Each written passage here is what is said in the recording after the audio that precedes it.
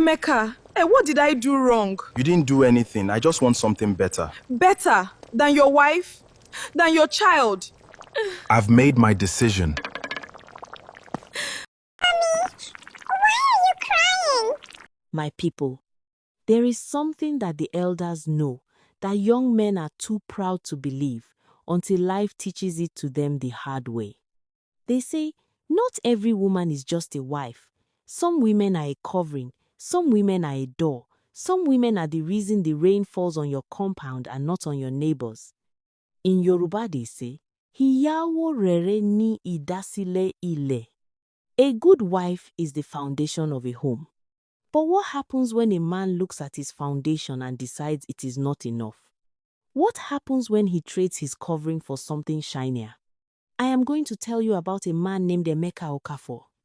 Emeka was doing nothing, absolutely nothing, before he married Chisom.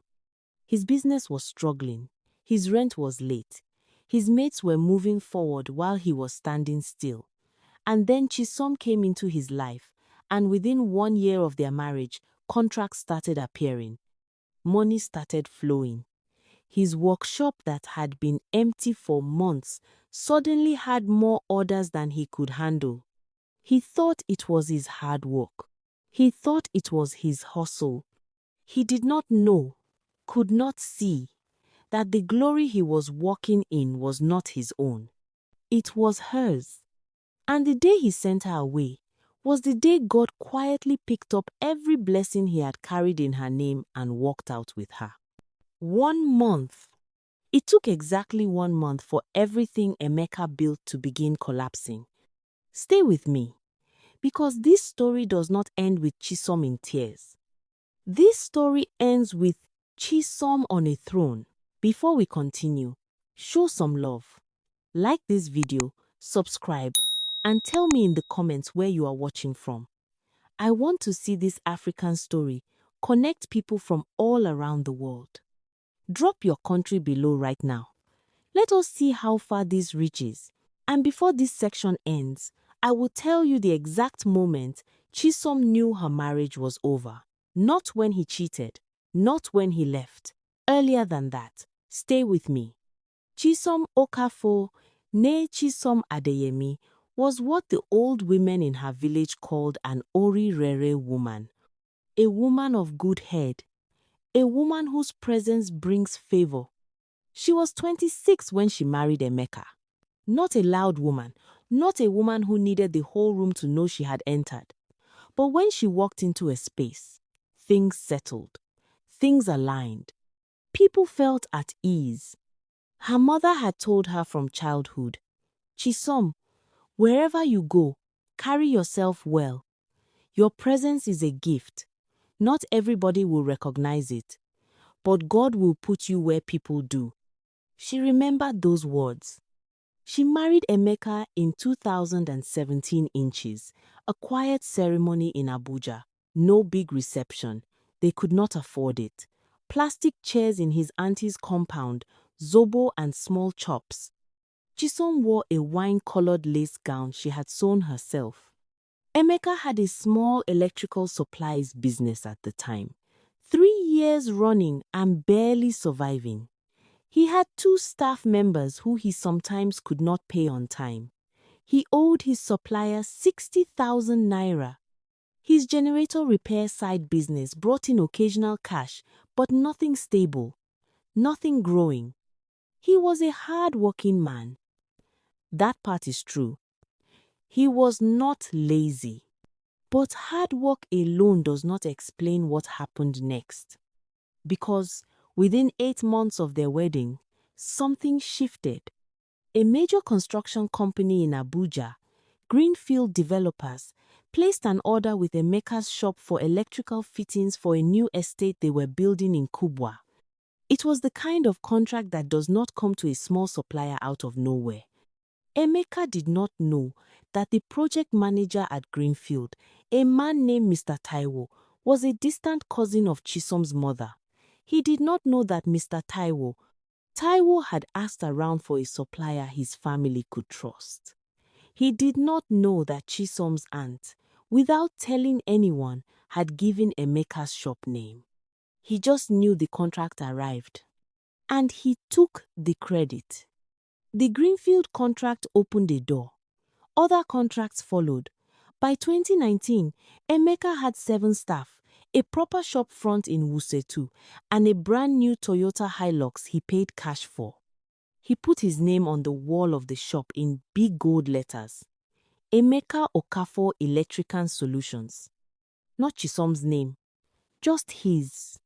And Chisom, standing behind him, managing the books, handling suppliers when he traveled, cooking for the staff during late work days, praying every night for his business, raising their daughter Adaeze, who was born in 2018. Chisom smiled and said nothing, because she was not doing it for credit. She was doing it for her home. Here is the thing about prosperity that nobody warns you about. When a man has nothing, he holds his wife like she is everything. When a man starts getting something, he starts looking around. Emeka got a phone, a better phone. And with the better phone came better network. And with the better network came people, new people, different from the people who knew him when he could not pay his staff. Her name was Sandra. Sandra was 24. She worked at the front desk of one of Emeka's new clients. She wore expensive perfume and spoke with confidence and laughed at everything Emeka said like it was the funniest thing she had ever heard in her life. And Emeka, this man whose wife had carried his glory on her head for 3 years without asking for recognition, looked at Sandra and felt like a king. Chisom knew something was wrong in October 2019. Not because of evidence, not because of a text message or a receipt or a strange number on his phone. She knew because, for the first time since their marriage, Emeka stopped saying her name the way he used to say it. Small thing, invisible to everyone else. But a wife knows. That, my people, was the exact moment Chisom knew. Not when he left, not when he cheated. When he stopped saying her name like it meant something. I have not yet told you what happened to Emeka's business the month after Chisom left. I have not yet told you about the doctor. And I have not yet told you what Chisom's daughter said from a hospital bed that made a man who had not cried in years break down completely. All of that is coming. But first, let me tell you what Chisom went through. Because, my people, what this woman carried, no woman should carry this alone. Emeka told Chisom he was leaving in February 2020. He did not sit her down with regret. He did not come with tears or apology or even the basic dignity of a private conversation. He told her in the kitchen, while she was cooking, while Adaeze, their 2-year-old daughter, was sitting on the kitchen floor playing with a plastic cup. He said, "Chisom, I think we should go our separate ways." She turned from the stove. She looked at him. She looked at Adaeze on the floor. She looked back at him. "Emeka, I have made up my mind." She turned back to the stove. She finished stirring the pot. She served the food. She fed Adaeze. She put Adaeze to sleep. She washed the plates. And then she sat in the dark in their bedroom and she prayed. Not for him to come back. She prayed for strength. Because Chisom already knew, a man who could say those words in a kitchen in front of his child while his wife was cooking, that man had already left long before his body did. Emeka moved out 3 weeks later. He moved into a flat in Maitama. A flat that Sandra had picked, with furniture that Sandra had chosen, paid for with money that Chisom's presence had helped build. Chisom moved into her younger sister's 1-bedroom flat in Lugbe with Adaeze on her hip and 2 bags of clothes. The house they had built together, Emeka kept it. The car, Emeka kept it. The business, Emeka kept it. Chisom kept Adaeze. And she kept her dignity, which, as it turned out, was worth more than everything Emeka kept. Finding work was not easy. Her old job, she had left it when Adaeze was born because Emeka had said, "My wife does not need to work, I will provide." Now she needed to work. Desperately. She found a small space in Lugbe market. She started selling provisions, small bags of rice, tin tomatoes, Maggi cubes, candles, the kind of shop that makes 2,000 naira on a good day, 500 on a bad one. She woke at 5 a.m. She dropped Adaeze at her sister's. She opened the shop at 6:30. She closed at 8 p.m. She picked up Adaeze. She came home, cooked whatever she could afford, put her daughter to sleep, and did the accounts by phone light. Every day. Sun or rain, every day. Some mornings she had no money for transport, so she walked 40 minutes to the market carrying Adaeze on her back and her stock on her head. 40 minutes every morning. She called her uncle in Port Harcourt once, just once, to ask if he could lend her 50,000 naira to expand the shop stock. He said, "Is it your husband's fault you cannot manage your home? Let him sort it out." She called Emeka's mother, a woman she had cooked for, fasted for, called Mama for 3 years. Emeka's mother said, "Chisom, I cannot enter my son's matter." She called her own cousin in Lagos, who had eaten at her table more times than she could count, back in the days when Emeka's house was full and the food was plenty. The cousin did not pick up the third time she called, did not pick up the fourth time, did not pick up the fifth. My people. The same people who ate her food, who attended her husband's parties, who smiled at her gate when times were good. Gone. Every single one, gone. Then Adaeze got sick. June 2020. Adaeze, 2.5 years old, developed a persistent fever that would not break. 3 days, 4 days. The local chemist gave her drugs that did not work. Day 5, Adaeze stopped eating. Chisom carried her daughter on her back and walked to the nearest government hospital at 6 a.m.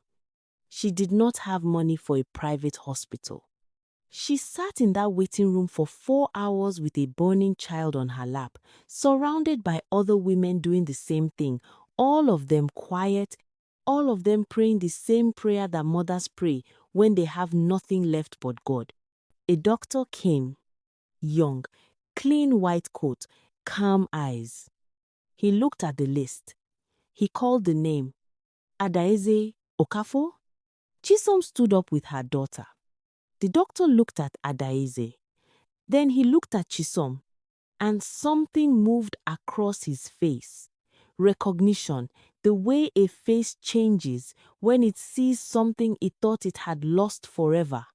He said, quietly, almost to himself, "Chisom?"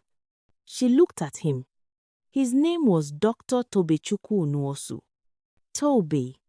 Chisom had not said that name in 8 years. My people, I need to pause here. If this story is moving you, if you are feeling something right now, don't scroll away. Share this video with one person, just one. Someone who needs to be reminded that the people who leave us in our lowest moments are making the biggest mistake of their lives. Like this video, subscribe, and let us continue. Because what happens next is where God shows off. I have not yet told you what happened to Emeka's business. The Greenfield contract, the shop in Wuse 2, the Toyota Hilux, all of it. I said 1 month after Chisom left, everything began to collapse. I did not exaggerate. I will tell you everything. But first, let me tell you about Tobe and what he did when he saw Chisom sitting in that waiting room. Because this is where the story changes direction. This is where God starts moving. Dr. Tobe Nwosu had loved Chisom since 2008.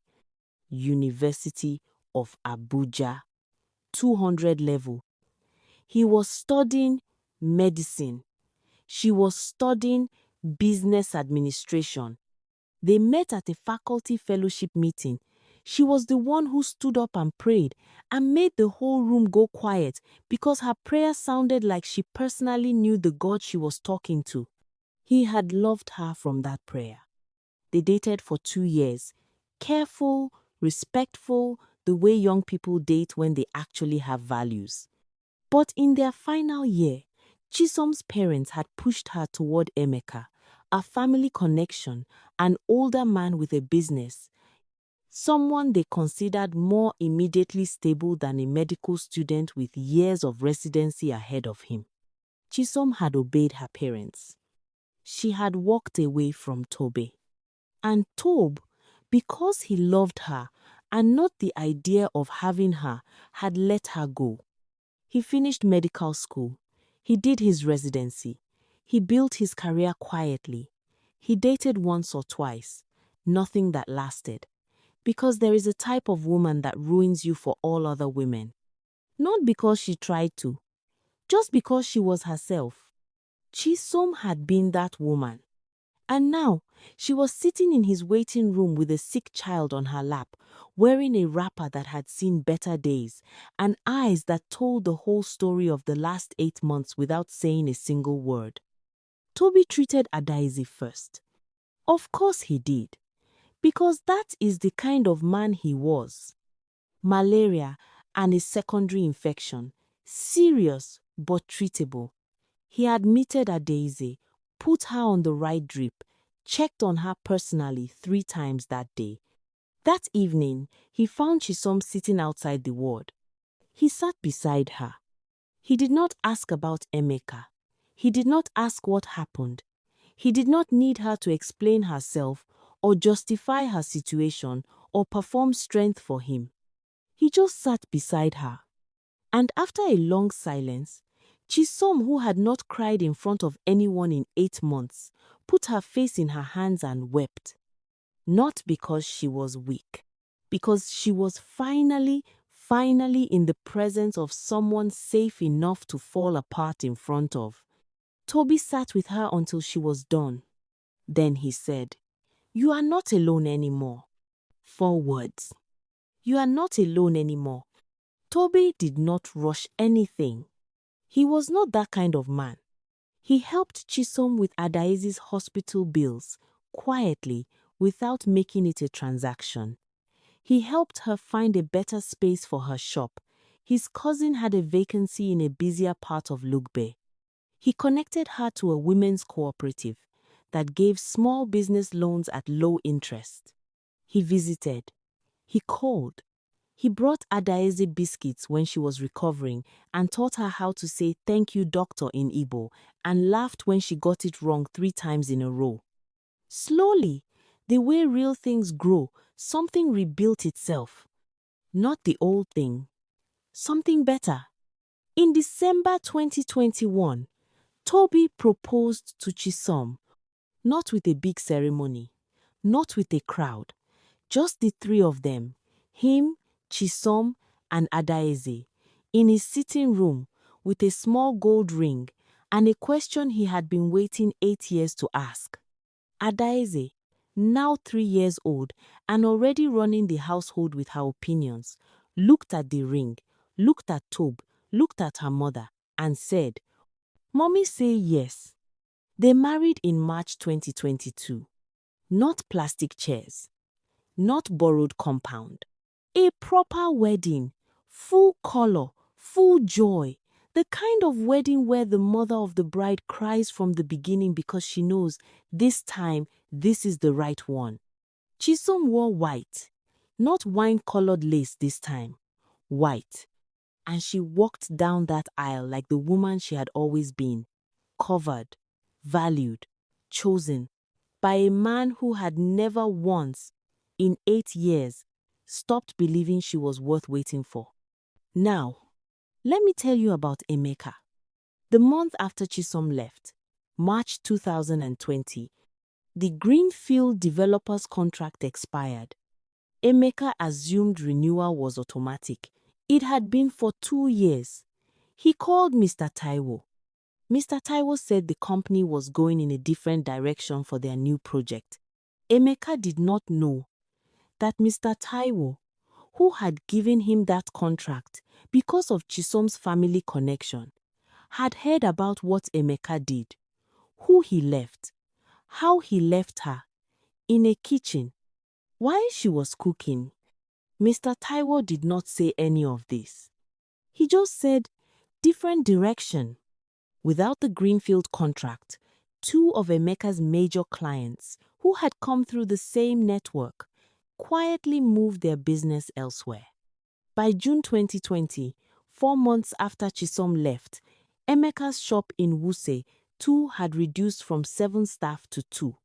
By September, the Hilux was sold to pay outstanding supplier debt. By November, the Wuse 2 shop front was gone. He moved back to a smaller space in Nyanya. Sandra, who had chosen the Maitama flat and the furniture and the lifestyle, looked at the man in front of her and saw someone unrecognizable from the man she had picked. She left in December. Quietly. No drama. Just gone. Emeka sat in a flat in Nyanya, alone, going through his phone contacts and realizing that the people he was calling were not picking up. The same people who had eaten at his table. The same people who had toasted his success. Gone. Every single one gone.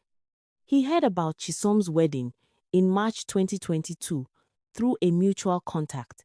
He heard she was happy, that the man was a doctor, that Adaeze called the doctor daddy now and meant it. He sat with that information for a long time.